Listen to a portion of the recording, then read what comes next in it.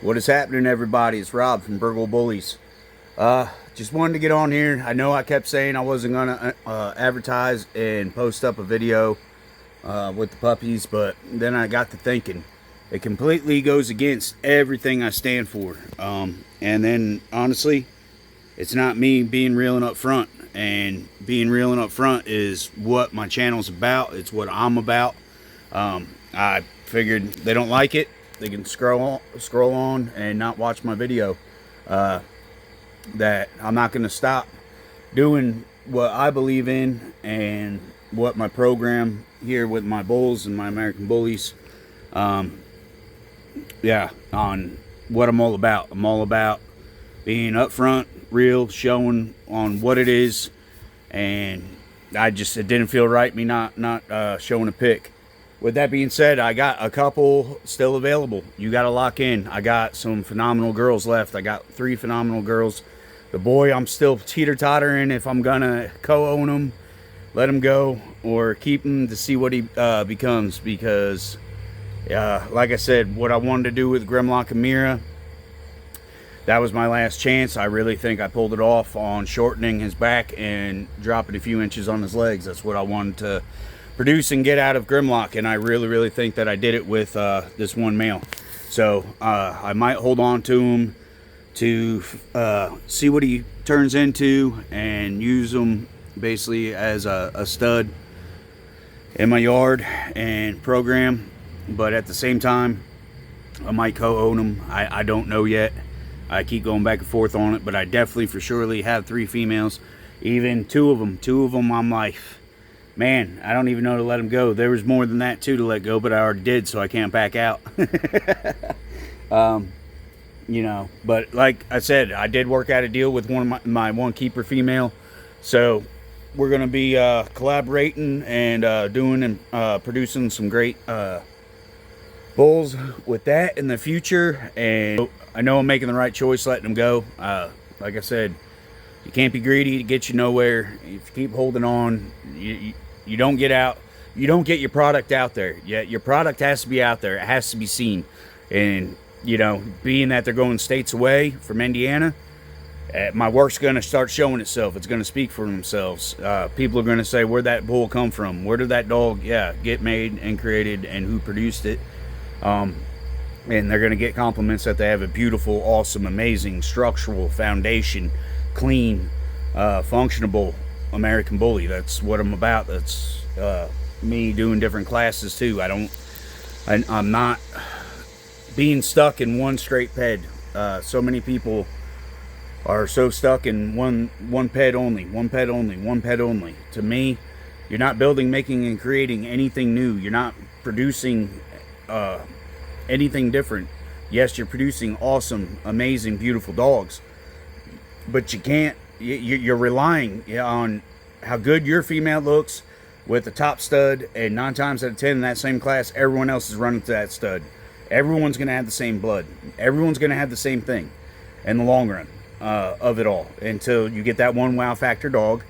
And in this dog game, honestly, if you want to call it a game, I prefer not to call it a game, because it's not a game to me. I mean, I guess if you end up getting a top winner or a top producer, then I guess it's kind of a game, because you could say that you're winning. But I look at it as building and making and creating beautiful American bullies. That's the way I look at it, on a breeder's point of view and what Burgle Bully stands for.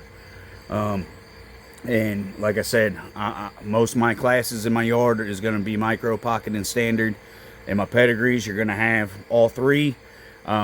In my breeding program, I'm going to have pocket to micro, I'm going to have pocket to standard, I'm going to have pocket to pocket, I'm going to have micro to micro, I'm going to have standard to standard. When it comes to males and females, there's so many good looking dogs out there in all different classes. So many good looking American bullies, and each has their specific detail and look and specification of what makes them amazing. And with my opportunity and the way I'm building my program, I can pull it and use it for my benefit in my program to end up elevating and elevating and getting new stuff out there, creating and making new things, great things. That's my whole goal. I stand by it. I'm I stand 10 toes down on it. My vision, my creating, my mentality, my breeding plan, it's gonna speak for itself. It already has. I don't know too many females that are coming out looking like males. I mean, that's just the one thing Mirror and Grimlock do. They create some amazing females. They created 3 amazing males. One, like I said, I think I'm gonna hold on. I'm not sure. I'm teetering back and forth, but he's looking like something that I might want to hold on to. So, only because I won't get a second chance. Like I said, I got little Remy going to an outside stud. I'm not going to let the cat out of the bag, but it's micro. So since she's more of a low pro pocket and that micro, and being that she's got micro in her pedigree, it's going to click well. It's going to create and produce some amazing things. It's going to be some crazy micros coming out of that, because the male is beautiful. He's beautiful. I have another male that is pocket. I'm going to be throwing that to Octavia. And I have another male picked out.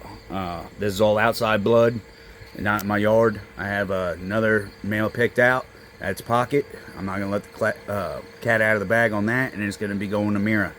And that's going to tie up Mira's last breeding. That's why there will not be another Grimlock and Mira. You need to jump on it now if you want a functional, foundational, clean, structured. I'm talking beautiful she-males. Is what they put out and they produce.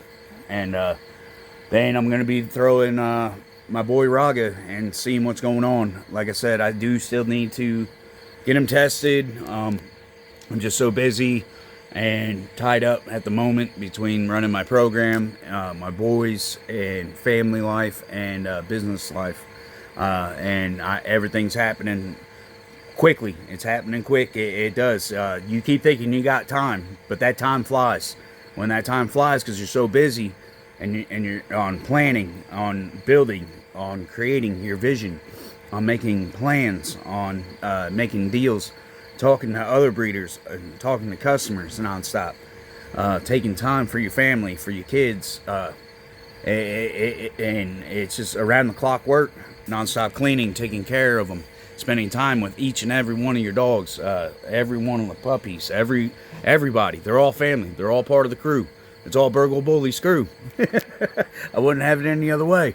But yeah, with that being said, you got to jump in. You got to lock in. There's only 3 females that are a for sure thing. That male's not a for sure thing yet on a lock-in. And the other male, he's going to Philly. So all the boys are basically gone unless I finally make my total decision. I don't know what I'm going to do yet. But at the same time, I know what I'm going to create and make with these other outside bloods pulling into my yard. And I got a lot of old school blood. Excuse me, that's not around anymore. They either passed on and moved on, or they're retired, or yeah, it's things that mixing old school to new school, and then I'm taking that and I'm putting basically to more new school, more different bloodlines, top quality bloodlines. Got big names. I'm talking big names out there.